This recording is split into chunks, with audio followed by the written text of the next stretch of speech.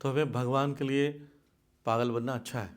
भगवान के लिए पागल बनने से क्या होगा, भगवान आपको अपना लेंगे। संसार के लिए पागल बनेंगे तो लोग छोड़ देते हैं। नहीं, आप किसी ऐसे आश्रम में जाइए, ऐसे हॉस्पिटल्स में जाइए जहाँ पर पागल लोग रहते हैं, वहाँ उनके पेरेंट्स नहीं पूछने आते, उनके परिवार के लोग कोई पूछने नहीं आता है। लेकिन जब भगवान के लिए पागल बनते हैं तो भगवान बोलते हैं देखो मेरे लिए पागल हो गए, चलो चला जाए। नहीं, तो इसलिए वो जड़ भरत जो है पागलों के जैसा रहते, जैसे कि मणि का तेज धूल से छुपा हो। तो 11वें श्लोक में आगे बता रहे हैं कि वो क्या करते थे। यदा तु परत आहारम कर्म वेतनत हिमान स्वभातृभिः अपि केदार कर्मणि निरूपिता तत् अपि करोति किंतु न सममं विषमं न्यूनम अधिकम इति वेद कण पिण्याक करणकुलमाश स्थली पुरुष आदिनी अभी अमृतपत अभ्यवरती। जड़ भरत केवल भोजन के लिए काम करता। हम लोग क्या काम करते हैं, ये जो संसार में झूठा मूठा फैला रखे ना, पापी पेट के लिए इतनी मेहनत कर रहे हैं, प्रभु ये पेट चलाने के 2 लाख रुपए सैलरी चाहिए। पेट के लिए 2 लाख रुपये सैलरी चाहिए?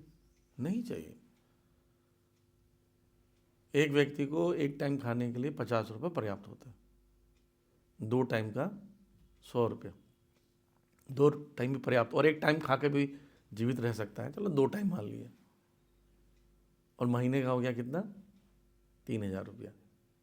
इतना काफ़ी है। हम ऑपुलेंट खाना चाहते हैं, अच्छा खाना चाहते हैं, डाइनिंग टेबल होना चाहिए, हमारे घर में कुक होना चाहिए, वो नाना प्रकार के व्यंजन बनाएं, सोने की थाली में खाएं और फेंक दें आधा।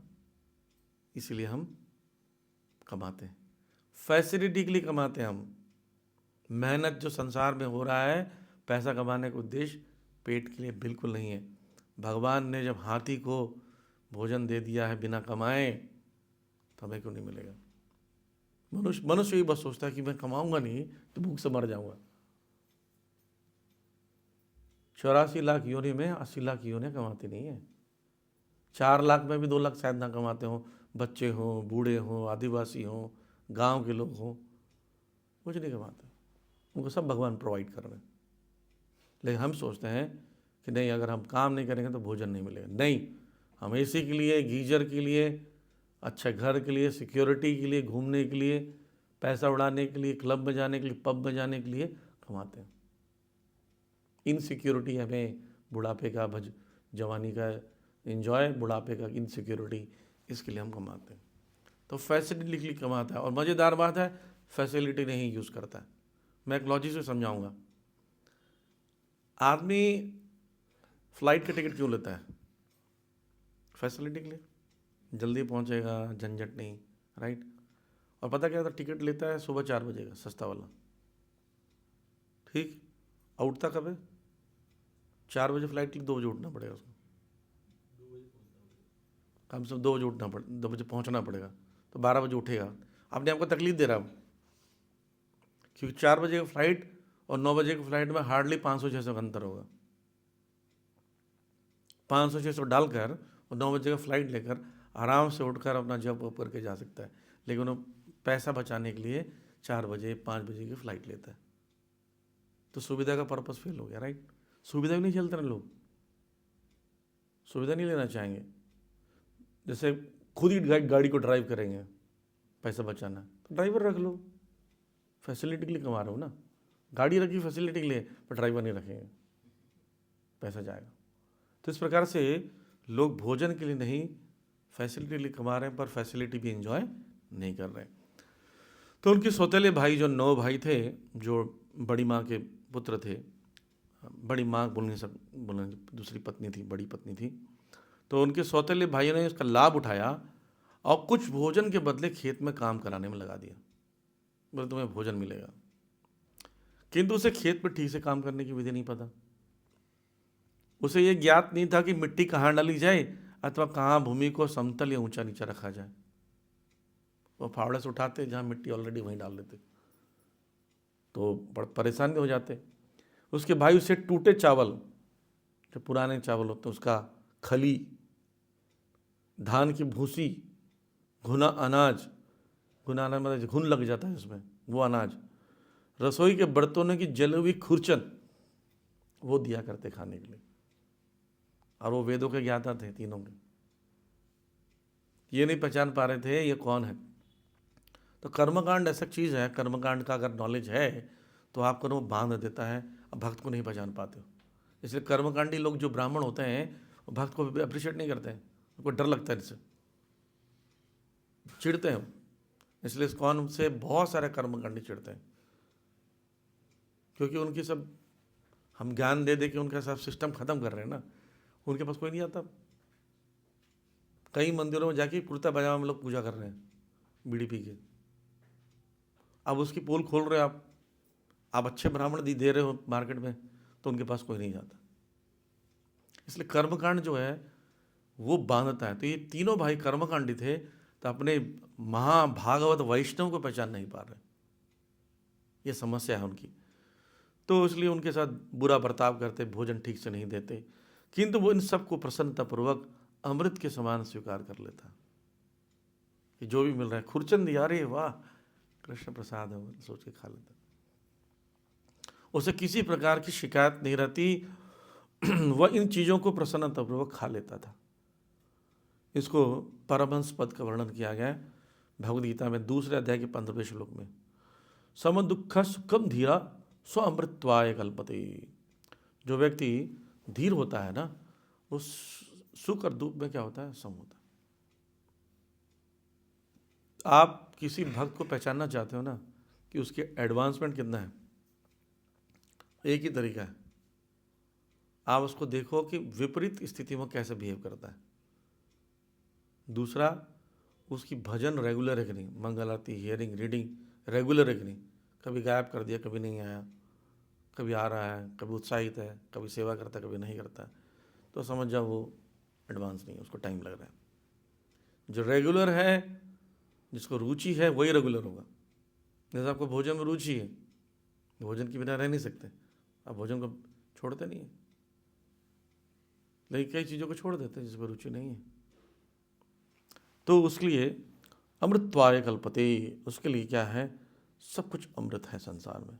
द्वैत से तनिक भी परवाह नहीं करता, दृढ़ प्रतिज्ञ रहता है, हिलता नहीं है उसको कोई आके सुना के चले जाए। कभी कभी होता है ना, हमारे घर में झगड़ा हो गया, मंगल आरती छूट गई, झगड़ा हो गया, माला छूट गए, झगड़ा हो गया, हम सेंटर में नहीं आएंगे, सेवा नहीं करेंगे। इसका मतलब आप सेवा कर ही नहीं रहे थे। जैसे कोई डीटी वर्शिप कर रहा है और डीटी वर्शिप बाहर आके दर देख रहे हो कितना सुंदर मैंने किया, और किसी ने बोल दिया ठीक से श्रृंगार नहीं हुआ है, उससे लड़ लिया आपने, तो आपने किसका श्रृंगार किया पता, अपने अहंकार का। आपने श्रृंगार भगवान का नहीं किया है। भगवान का श्रृंगार करते तो और अच्छा करने के लिए फीडबैक लेकर जाकर उस श्रृंगार को बढ़िया करते, राइट। तो इसलिए बताया, चैतन्य चरितामृत में कहा गया है, द्वैत भद्र अभद्र ज्ञान सब मनोधर्म, ऐ भाल ऐ मंद सब भ्रम। ठीक है, द्वैत का जो भद्र अभद्र, ये अच्छा है बुरा है, ये सब का ज्ञान जो मनोधर्म है, मतलब डिस्क्रिमिनेट करना। एडवांस डिवोटी डिस्क्रिमिनेट नहीं करता है, पता है डिवोटी नॉन डिवोटी को पता कैसे देखता है, ये डिवोटी है, ये बहुत अच्छा है, ये नॉन डिवोटी है पर ये डिवोटी बनने वाले हैं, इनमें दया करो। ये डिवोटी है, इनसे मैं प्रेम लूँगा, इनसे मैं मैत्री करूँगा, पर ये नॉन डिवोटी है, पर ये डिवोटी बन जाएंगे, तो उनसे कृपा लेने की प्रार्थना करता है। तो ऐसा व्यक्ति ऐ भाल ऐ मंद सब भ्रम, उसके लिए भ्रम है, अच्छा है बुरा कुछ नहीं होता, सब ठाकुर जी का। एडवांस स्टेज में 11वें स्कंद में वर्णन कर रहे हैं, भगवान स्वयं बोल रहे हैं, मेरा जो भक्त है जो बहुत उन्नत हो जाता है ना, तो वह इस भौतिक संसार को भी बुरा नहीं मानता है। क्या बोलता है तो भगवान का ना, मुझे यहाँ रहना नहीं है, तो प्रेम मुझे, जैसे आप किसी से प्रेम करते हो तो उसकी परछाई पे भी पैर नहीं रखोगे, लेकिन परछाई से थोड़ी आदान प्रदान होता है, आदान प्रदान तो व्यक्ति से होता है।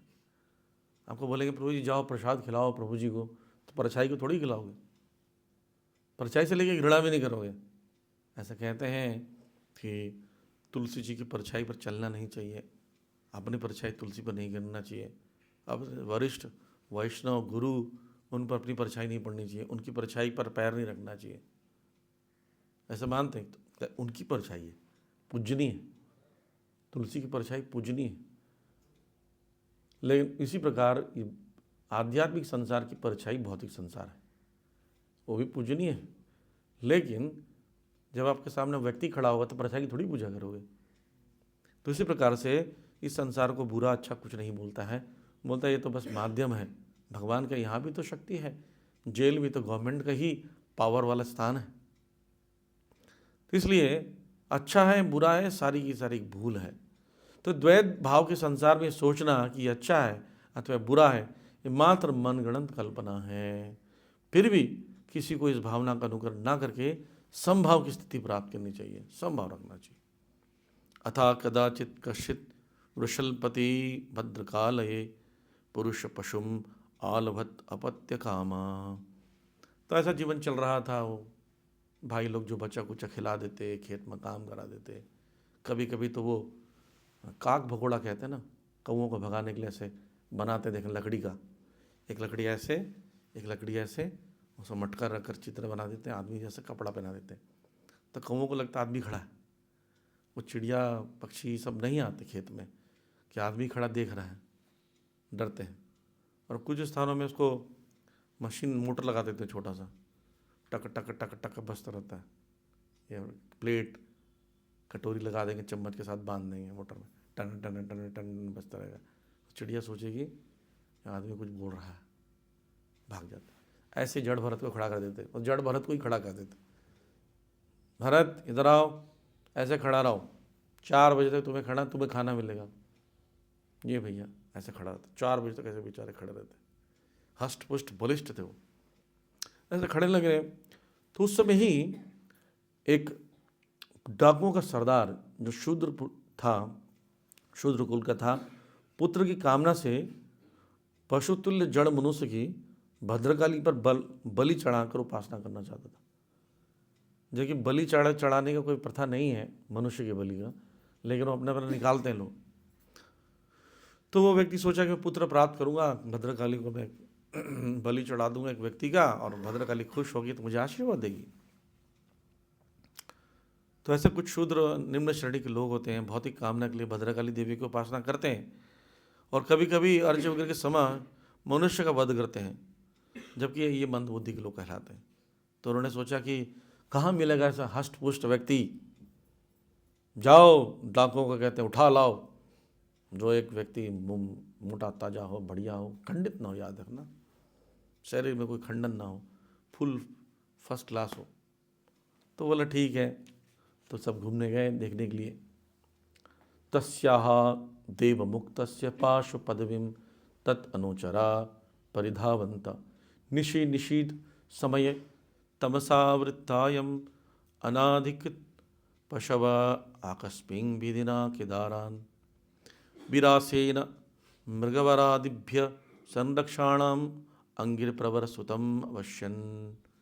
तो डाकुओं के सरदार ने भेजा तो वहाँ पर उन्होंने क्या देखा, एक नर पशु पकड़ा गया। नर पशु क्यों लिखा गया है? क्योंकि वो गंदा रहता है, मनुष्य जैसा काम ही नहीं करता तो पशु है, जो मनुष्य जैसा कार्य नहीं करता तो पशु है।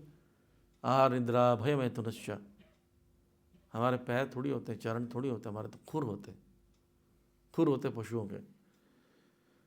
तो वो नर पशु को पकड़े, वो भी निकल गया भागकर। तो उन्होंने सोचा जाओ, सेवकों को कहा जाओ, ये तो बच के निकल गया, दूसरा आदमी ढूंढ कर लेकर आओ। तो उन्होंने दौड़े दौड़े ढूंढ नहीं सके, फिर अर्धरात्रि में जब ढूंढते ढूंढते पहुँचे तो उन्होंने धान के खेत में अंगिरा वंश के एक ब्राह्मण कुमार भरत महाराज मिले ऐसे खड़े, और देखा कि ऊंचे स्थान में बैठकर वह मृग और जंगली सूरों को खेत की रखवाली कर रहा है।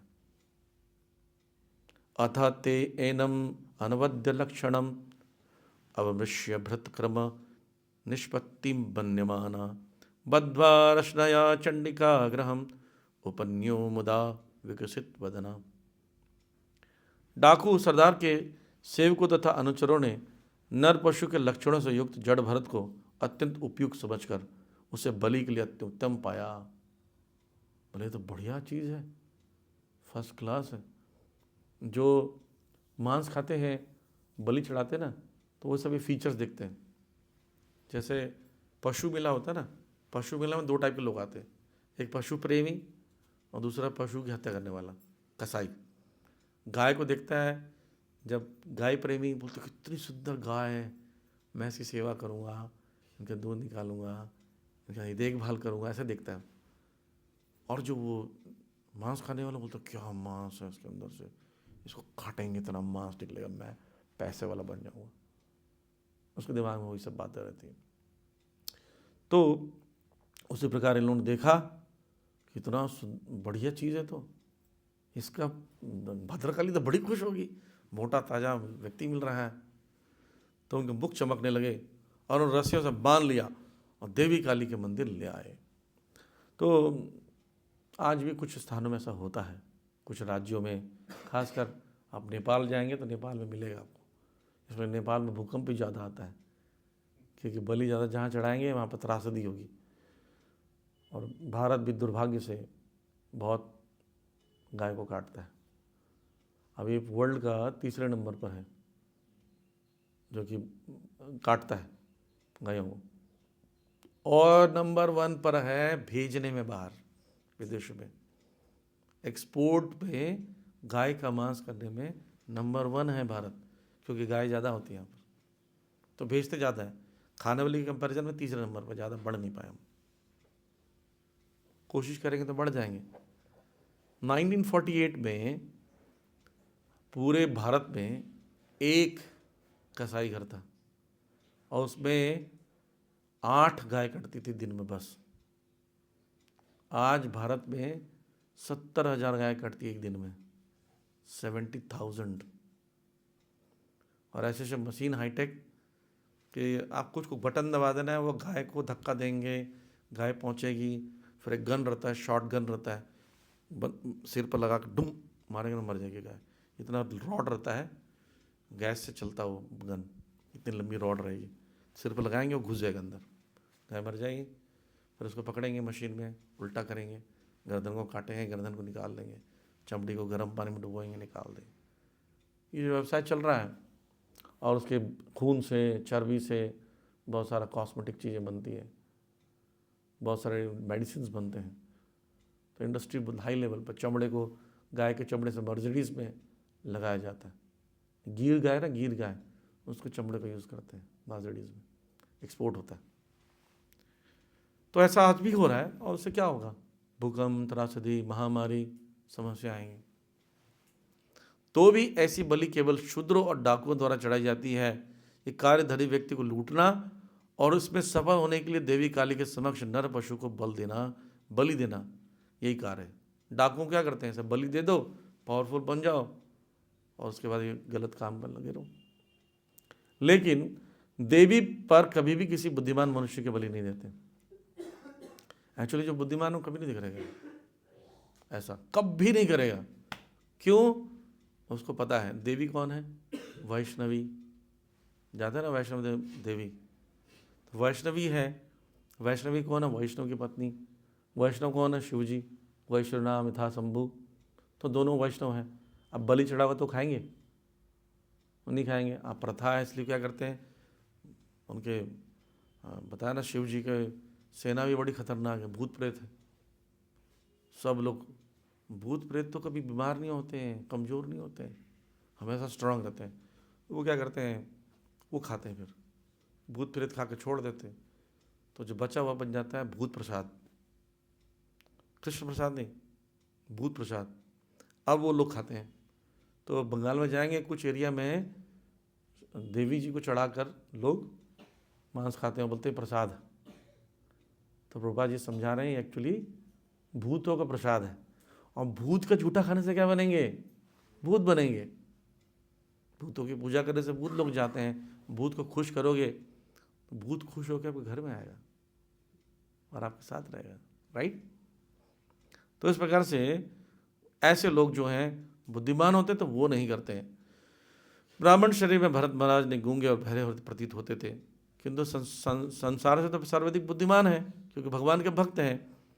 और पूरी तरह समर्पित होने के कारण वध में ले जाने लगे तो वो एकदम कोऑपरेट करते। वो चाहे तो पूरे गुंडों को मार सकते थे, लेकिन कोऑपरेट करते करते पहुंचे। और वो इतने शक्तिशाली थे कि रस्सी में बांध नहीं सकते थे उनको, इतने बलिष्ठ थे। किंतु उन्होंने कुछ भी नहीं किया, क्योंकि जो भगवान का भक्त होता है वह भगवान पर आश्रित होता है। मारी बो राखी बो जो इच्छा तुम्हार, नित्य दास प्रति तोया अधिकार। हे भगवान, ये आपका पूरा अधिकार है, आप जैसा मेरे साथ बिहेव करो। कष्ट देना चाहते हो दो, मारना चाहते हो मारो, पर आपकी भक्ति, अहितु की भक्ति कंटिन्यू रहे। ये प्रेयर बहुत खतरनाक है, सब नहीं कर पाते इसको। भगवान ने सब बोलोगे ना, भगवान आप मेरे साथ जैसा ही बर्ताव करो, मारो रखो, कष्ट दो, बीमारी दो, लेकिन भक्ति दो, आप फंस जाओगे। फिर भगवान देंगे आपको ढेर ढेर घमेला भर भर के कष्ट। बेटा तुमने गलत चीज़ मांग ली। इसलिए भक्त लोग मांगते नहीं, क्योंकि ना कष्ट देने से ही रेक्टिफिकेशन होता है, सुधार होता है जब दुख आता है। सुधार होता है जब दुख आने से भगवान की तरफ जाएंगे। और भगवान कितना दुख देंगे, उतना ही कि भक्ति ना छोड़ दो, देंगे जरूर। जब कष्ट आता तो माला और हरे कृष्ण कृष्ण भगवान निकालो यहाँ से, कृष्ण कृष्ण कृष्ण माला करते। और लॉटरी लगी, अरे लॉटरी लग गई, अब क्या माला वाला करना, नहीं। इसलिए सुख सुविधाएं जो हैं वो बाधक हैं, अत्यधिक कष्ट भी बाधक है, लेकिन रिक्वायर्ड बाधक जो है, जैसे माँ मारती है। माँ कितना मारती है, इतना ही कि बच्चा मर ना जाए, इतना कि खून ना निकले, थोड़ी मुंह में घूसा मारते रहती है। माँ बहुत एक्सपर्ट होती है, कहाँ मारती है, पीठ पर, पीठ पर, पैरों पे मारती है। चप्पल हो, जूता हो, कई हथियार है माँ के, झाड़ू, हाथ भी है। मारती है, चूड़ी टूट जाती है, एक और मारती है, तेरे चक्कर में चूड़ी टूट गया, और बहुत एक्सपर्ट होती है। ऐसे भगवान को जब बोलते ना मारी बो राखी बो जो इच्छा तुम्हार, तो भगवान उतना ही मारेंगे जितना कि भक्ति ना छूटे। अब बच्चों को इतना मार दो कि वो डरने लगे माँ को देखकर, भर से भाग जाएगा, राइट। तो वैसे ही भगवान इतना कष्ट नहीं देंगे कि भक्ति छोड़ दो। तो इसलिए ये प्रार्थना बहुत अच्छी है कि मैंने आपको आत्मसमर्पण कर दिया, मैं आपका शाश्वत सेवक हूँ, और यदि आप चाहें तो मुझे मारें या मेरी रक्षा करें, प्रत्येक दशा में मुझ पर आपका अधिकार है। अथ प्रणय तम स्वविधिना अभिपिश्य अहतेन वससा आच्छाद्य भूषण आलेप तिलक तिलक आदि भी उपसकृतं भुक्तवन्तं धूपदीप माल्यलाज कुशलयांकुर फलापहार उपितया वैश्यसंस्थया महता स्तुति मृदंग पणवा घोषेण च पशु पुरुष पशुम भद्रकालया पुरुत उपवेशयामासु। इसके पश्चात चोरों ने नर पशु बलि की काल्पनिक पद्धति के अनुसार जड़ भरत को नहलाया। कहते हैं जब जिसकी बलि देते हैं ना, तो बढ़िया से नहला धुला के खिला पिला के माल्यार्पण करते हैं, ऐसा होता है। मंदिर में एक व्यक्ति आया बड़ा, तो उसको मंदिर दर्शन कराए, उसको एक चादर पहनाए, शॉल, एक माला पहनाए, और वो आशीर्वाद दिए। तो बोले ये सब क्यों हो रहा है? तो भक्त ने बोला कि हमारे यहाँ बलि चढ़ाने के पहले कुछ खिलाते पिलाते हैं। बोले मैं समझ नहीं, बोले नहीं समझोगे आप, चले गए। उसके बाद जब अंतिम में जाने लगा तो बोले कि कुछ दान कीजिए मंदिर के लिए। और मंदिर के लिए दान क्या किया उन्होंने? 20 लाख रुपए दान ले लिया उससे। प्रभुपाद जी ऐसे भी एक जगह कहते हैं कि जो मंदिर आए बड़ा आदमी, उसको पूरा राजा बना दो, राजा जैसे ट्रीट करो, मंदिर आएगा। तुम किंग एकदम से चल रहे हो, 4-5 माला पहनाओ जी, इसको प्रसाद दो, जल छिड़क रहे हैं, पर ध्यान रहे कि ज़्यादा समय उसको भिखारी बना देना है, पूरा ले लेना उसका। स्ट्रैटेजी प्रभुपाद जी बताते थे, मतलब भिखारी इंद्र के जेब में जितना वो खाली हो जाए, नहीं तो वो वापस नहीं आएगा। अगर उसका पैसा ले लोगे तो सोचेगा मेरा पैसा भगवान की सेवा में लगा, मैं देखूं क्या हो रहा है, तो पैसा वसूलने के लिए बार बार आएगा और भक्त बन जाएगा। ये पर्पस है, लूटना पर्पस नहीं है। लक्ष्मी जी तो भगवान के दास ही है, वो कभी भी आ जाएगी, लेकिन ये तरीका था कि उसका पैसा लगेगा, जहाँ जाएगा धन वहाँ लगेगा मन। इसलिए हम लोगों का ले लेते हैं धन, वो अपना मन लेकर आते हैं। जैसे कई बार ऐसे लोग होते हैं जो लाइफ मेंबरशिप ले लेते हैं 35,555, क्या सोच के पता, 3 दिन 3 रात फ्री इस्कॉन में, माय गॉड। और आते हैं फिर वसूलने के लिए दिन तैयार वारों की, आराम से सोते हैं, रात को सो जाते हैं कमरा लेके। 4 बजे इतना बड़ा घंटा लेके एक व्यक्ति आता है, सुबह 4 बजे, टन टन टन टन टन टन टन, खट खट खट खट खट खट टन टन खट खट खट करता रहता है। दरवाज़ा खोलो, हाँ जी क्या, मंगल आरती में चलिए, मंदिर के लिए मैं गेस्ट हाउस में, इतना देर सोना नहीं है, बेचारा 4:30 बजे, ठीक है, नहा धो के पहुँचता है, साधना वादना करता है, प्रसाद मिलेगा 9 बजे को, तो वहीं कोई माला दे के, गार्ड वार्ड कोई माला दे के पहुँचा, माला करो जी, हेयरिंग रीडिंग करो, भागवतम सुनो, करते रहते हैं। फिर वो प्रसाद साथ पाता है। 3 दिन तक सुबह शाम आरती प्रसाद मंगल आरती अटेंड करते करते वो भक्त बन जाता। तो आया था वसूलने कि सोऊंगा खाऊंगा, तो ये पर्पस था लाइफ मेंबर बनाने का, राइट। ऐसे उनको बहुत ही सुंदर आभूषणों से अलंकृत किया और उसके शरीर पर सुगंधित लेप भी किया। मतलब जड़ भर तक कितने दिन से नहाए भी नहीं थे, नहलाया भी, रगड़ा वगड़ा, कपड़े बड़े बढ़िया दिए, लेप लगाया, नए वस्त्र दिया, सुगंधित इत्र लगाए, चंदन हार तिलक लगाया और अच्छी तरह से भोजन कराने के बाद देवी काली के बोले चलो अब तुम्हारा भोजन वोजन हो गया, अब देवी काली के पास चलो। तो देवी काली के पास वो मना नहीं करे, वो तो मना पहले नहीं कर रहे थे। कहाँ जाना है, बोले क्या काम करना है मुझे, बोले तुमको देवी काली के बाद ऐसा सिर झुका के रखना है। हाँ वो कर लूँगा, हम तो बहुत सिर झुकाए हैं पहले भी।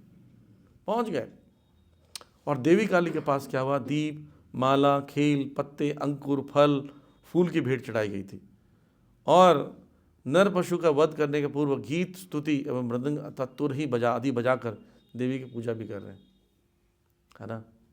ओम जय अम्बे देवी गाते ना, ऐसा कुछ गा रहे होंगे और बढ़िया से बोल रहे हैं आज चिंता मत करो बढ़िया बलि लेकर आए हैं। इसके पश्चात जड़ भरत को मूर्ति की समझ बैठा दिया। तो यहाँ पर स्वविधिना कहा गया है ना, अपनी अपनी विधि के अनुसार।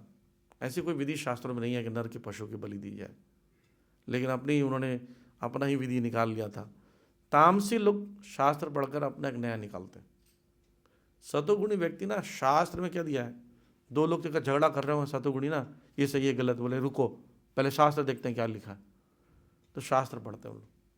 पर तमोगुणी व्यक्ति क्या करता है, मैं शास्त्र वास्त्र नहीं मानता, मैं जो बोल रहा हूँ वही शास्त्र है, उस प्रकार का भाव होता है। जैसे आजकल लोग, जब पहले बलि दी जाने लगी, बलि प्रथा थी द्वापर युग तक, गोमय यज्ञ या अश्वमेघ यज्ञ, अश्वों को काट कर बलि में चढ़ाया जाता था और मंत्रों के उच्चारण से एक नया जीव उत्पन्न करते थे, नया शरीर देते। तो उस आत्मा को सोचो कितना पावर होगा ब्राह्मण में, नहीं बात 9 महीने गर्भ रखती है, वो भी कितना रिस्की रहता है, मर जाए बच्चा, और ब्राह्मण से शक्ति से नया शरीर दे दिया आत्मा में। तो अगर इस ताकत रहती है तो ही आप यज्ञ बलि यज्ञ कर सकते हो, नहीं तो नहीं। लेकिन कहीं ऐसा नहीं लिखा है कसाई घर बनाओ। कसाई घर में किसको ये यज्ञ करते हो, बलि यज्ञ करते हो, किसको ऑफर करते हो? तो ये नया प्रथा है आजकल, स्वविधिना, यानी कि यहाँ पर लिख रहे हैं उदाहरणार्थ हाल में ही कलकत्ता में एक बूचड़ खाने का विज्ञापन देवी काली के मंदिर के रूप में किया गया। क्या कसाई घर का फोटो खींचे, बोली देवी काली का मंदिर है, इसमें फोटो लगाया हमने और हम ऑफर करते हैं, ऐसे थोड़ी है, हम बहुत साफ सुथरे हलाल का खाते हैं, नहीं। जैसे कि एक व्यक्ति के गर्दन काट रहा था, तो रोने लगा, बोले छटपटा क्यों रहे हो, बोले प्लीज छोड़ दो, बोले नहीं कोई दर्द नहीं होगा, हम ऐसे काटेंगे बिल्कुल दर्द नहीं होगा तुम्हें। अरे आदमी को काट दोगे दर्द क्या नहीं होगा उसको, मुझे हाँ एनेस्थीसिया लगा के काटेंगे, चिंता मत करो, तुम्हारा गर्दन काट के अलग करेंगे पर एनेस्थीसिया लगा देंगे। अरे भाई आदमी जान चला जा रहा है उसका, क्या एनेस्थीसिया की बातें कर रहे हो? ऐसी हलाल का करते हैं जी, हम ऐसा नहीं करते, बोले हलाल मीट। तो मंदिर के रूप में विज्ञापन कर रहे हैं कि कसाई घर में एक वो लगा हुआ है देवी जी का, और उसको बलि देना पड़ता है, जरूरी है, इसलिए दे रहे हैं। और उसको बना दिया काली जी का मंदिर है। मांस खाने वाले लोग मूर्खता से ऐसी दुकानों में ये सोचकर मांस खरीदते हैं कि सामान्य मांस से भिन्न है, ये देवी काली का प्रसाद है। देवी काली के समक्ष बकरे इसी प्रकार के पशु की बलि को लेकर शास्त्रों में इस दृष्टि से हुआ है कि बूचड़ खाने में मांस ना खरीदें, इस प्रकार पशुओं के वध करने के उत्तरदायी ना हो। होता क्या था, जैसे इसको बलि देनी है, जिसको मांस खाए बिना रह नहीं सकता है, तो उसको छूट है। क्या छूट है? महीने में एक बार अमावस्या के दिन निम्न जाति के पशु को, बकरा या भैंस, ऐसे के जीव को, जंतु को ले जाए, उसका नहलाए धुलाए, तिलक लगा, माल्यार्पण करे और अपने हाथ से काटे। और कैसे काटे? थोड़ा सा, ताकि वो तड़प के मरे। और उसमें एक मंत्र उच्चारण होता है, उसमें होता है कि इति मांस अति, मैं मेरा ही अंश बनने वाला हूँ। माम अंश, मांस कहते हैं उसको। इसको मैं मार रहा हूँ, इसका मांस खा रहा हूँ, अगले जन्म में ये मेरा मांस खाएगा। ऐसा मंत्र का मतलब होता है। अब वो हर बार करेगा तो बोले ये क्या कर रहा हूँ मैं, उसको बुद्धि आई ना। ये पर्पस होता था सुधारने का। इधर उधर से मांस मत खाओ। जैसे शराब की पीने वाले तो शराब पियेंगे ही, अपने घर में बना के पियेंगे। तो क्या नियम बना दिया? एक भाई दुकान से ऑथराइज जगह से खरीद के पियो और घर में जाके पियो। गाड़ी चलाना नहीं, बाहर नहीं पीना। तो घर में दंड करेगा तो कंट्रोल करा जा सकता है, बाहर कौन करेगा? गाड़ी से नीचे गिर जाएगा। तो रिस्ट्रिक्शन सेंस ग्रेटिफिकेशन कहते हैं उसको। लेकिन कसाई घर खोलने का कौन से शास्त्र में लिखा है? ये शास्त्र में नहीं लिखा है। हाँ, तो प्रभुपाद जी बोलते हैं बद्धजों में मांस खाने और संभोग करने की सहज प्रवृत्ति होती है। सोचो क्या बात बोल रहे हैं प्रभुपाद जी। मांस खाना और संभोग करना, ये पार्श्विक स्थिति होती है हमारे अंदर, इसलिए थोड़ा छूट देते, चलो धीरे धीरे सुधर जाएगा। लेकिन यौनाचार, मांसाहारी बनने का कहीं नियम नहीं है। काली का प्रसाद है ही नहीं हो, तो भूतों का प्रसाद पा रहे हो। तो इस प्रकार से क्या किया उन्होंने आगे, अथ वृषलराज पाणी पुरुष पशो अशक आसवेन देवीं भद्रकालीं यक्षमाण तद अभिमंत्रित असीम अति कराल शितम उपदे। उस समय पुरोहित के रूप में कार्य कर रहा एक चोर, पुरोहित चोर में कौन बनेगा? डाकुओं के बीच में बलि देने वाला, पूजा करने वाला, सब वही बनेगा। कुकिंग वुकिंग करने सब चोर होंगे। भद्रकाली को पीने के लिए नर पशु जड़ भरत का रक्त आसव चढ़ाने के लिए तत्पर था। वही कटोरा लेके खड़ा था पुजारी। एक व्यक्ति काटेगा तो मैं नीचे लगा दूंगा खून, और खून किसको पिलाऊंगा? भद्रकाली को। भद्रकाली असुरों को मार खून पी लेती है। तो अतः उसने अत्यंत भयानक पैनी तलवार निकाली और भद्रकाली के मंत्र से अभिमंत्रित करके, मंत्र को जल में छिड़क कर जड़ भरत को मारने के लिए उसे उठाया। ठीक है, तो अगली बार हम पढ़ेंगे कि क्या हुआ उसके बाद, क्या हुआ, क्या जड़ भरत मारे गए या उनको कैसे बचाया गया, कौन बचाया, भगवान के भक्त को कौन बचाता है, हम लोग देखेंगे नेक्स्ट क्लास में। हरे कृष्णा। कोई प्रश्न है? हाँ।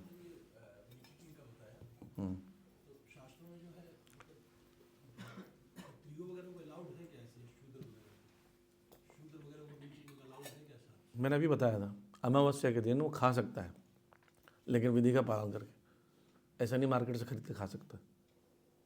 शूद्रों को अलाउड है, क्योंकि मांस खाना वो क्या अनकंट्रोल्ड उसके लिए। जैसे कोई शराबी हो, शराब पिएगा ही पिएगा, अनकंट्रोल्ड है, तो उसको शराब नहीं दोगे तो क्या करेगा? वो शराब बनाएगा या किसी को मारेगा, चोरी करेगा। आप क्या सोच रहे हो? बिहार में जो बंद कर दिया है शराब का, शराब नहीं पीते वो लोग, कुछ ना कुछ इलीगल ड्रिंक्स बना के पी रहे और मर भी रहे। चेन्नई में बहुत बड़ी दुर्घटना ऐसी हुई थी, सुराकांड, आप इंटरनेट पर ढूंढ सकते हो। 90 लोग मर गए एक ही दिन में। एक कच्ची शराब बनाए वो, अपने ही ठर्रा बनाता ना, वो बनाया संतरा वाला, सब पी गए, फ्री में मिला, पी जाओ, सब मर गए। तो इसलिए वैसे ही मांस खाना कसाई घर खोलना अलाउड नहीं है। अपने हाथ से मारो, मार सकते हो अपने हाथ से। अब गाय को पकड़ नहीं सकते, मारने जाओगे तो इतना लात मारेंगे फेंका जाओगे आप। फिर उसको मांस के पूरा मांस को काटो, अलग करो, फिर वो खाने के लिए एक ही दिन खाओगे, बाकी सब वेस्ट। बहुत सारा झंझट है। और दिन अमावस्या होना चाहिए, वो काली जी के मंदिर के सामने, और वो मंत्र भी पढ़ना है। तो इतना झंझट कौन करेगा? आज हम लीशियस से मंगा लेंगे जी, फ़ोन करके ऑनलाइन, टंगड़ी भेज दो जी, बना आ रहा टंगड़ी। तो क्या सोच रहे आपको पाप से बच जाओगे? सुधार तो कभी ज़िंदगी में होगा नहीं, और पाप अलग लगता रहेगा। और सिर्फ अलाउड था द्वापर युग तक बलि देना, ऐसा कलयुग में भी बना। कलयुग के लिए सब पतिथि है, सुधरना तो कोई नहीं है। कलयुग में सिर्फ एक ही विधि है, हरे कृष्ण मंत्र का जप करो, और कोई तरीका नहीं बचने का। ठीक है, और कोई प्रश्न?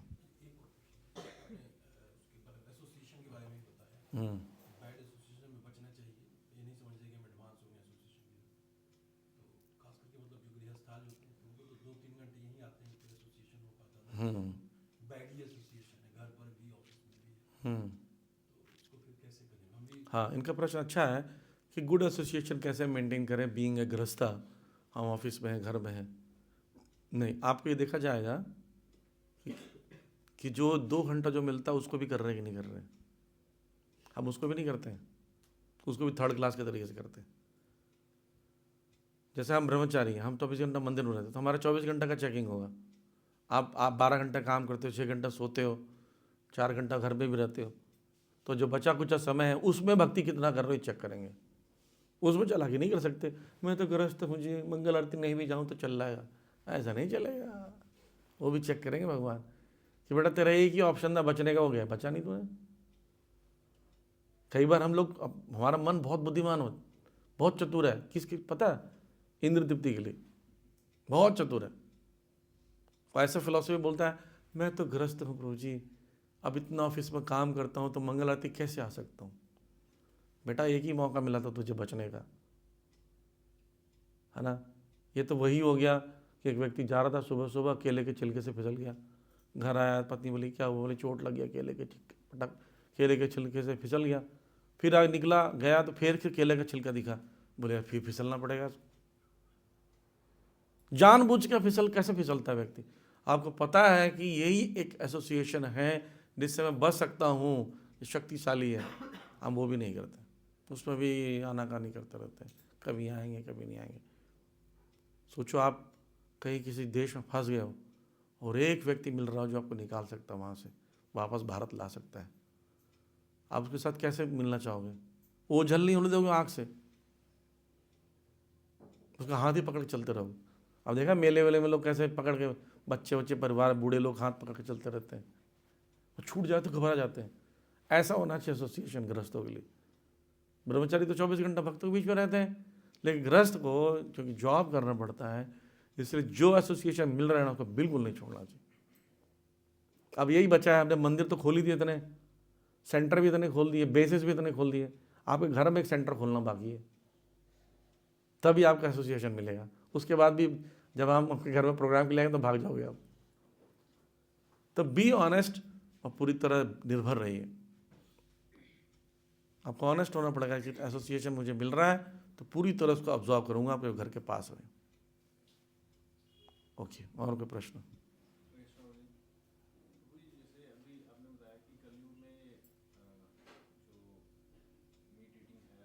पशु बलि मना है।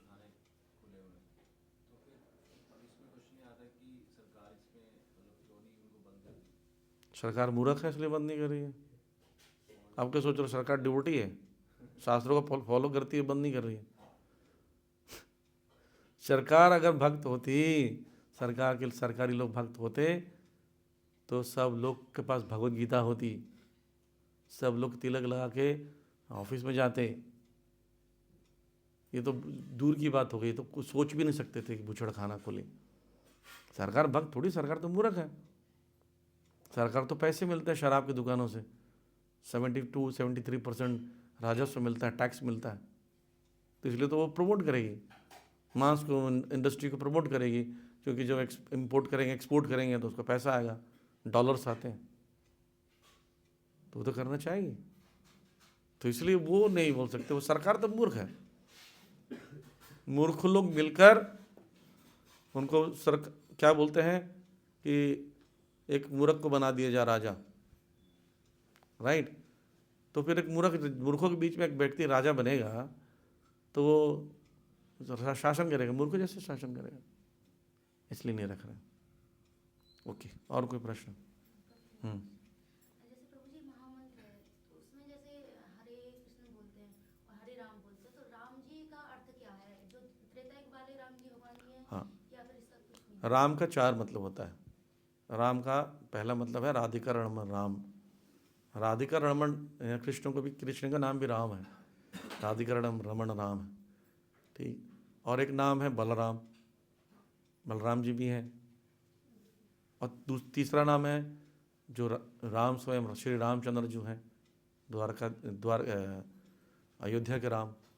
और तीसरा परशुराम। तीनों मतलब होता है। लेकिन जब उन्नत अवस्था में पहुंच जाते हो तो हरे के साथ जो राम शब्द प्रयोग करते हैं, हरे मतलब राधा रानी और राम मतलब राधिका रमण, राधा राधिका रमण, ये मतलब है। राधा कृष्ण, कृष्ण कृष्ण राधा राधा, फिर राधा राधिका रमण, राधा राधिका रमण, राधे राधे राधिका रमण, राधिका रमण, ये मतलब है इसका।